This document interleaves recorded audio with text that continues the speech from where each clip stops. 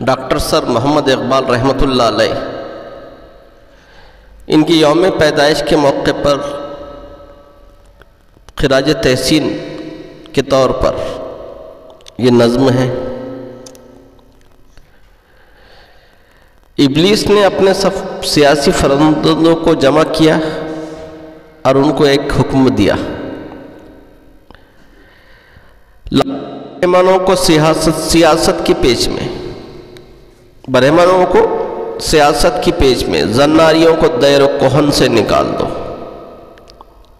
وہ فاقہ کش کی موت سے ڈرتا نہیں ذرا، وہ فاقہ کش کی موت سے ڈرتا نہیں ذرا، روح محمد اس کے بدن سے نکال دو۔ فکر عرب کو دے کر فرنگی تخیلات، فکر عرب کو دیکھ کے فرنگی تخیلات، اسلام کو یہ حجاز و یمن سے نکال دو۔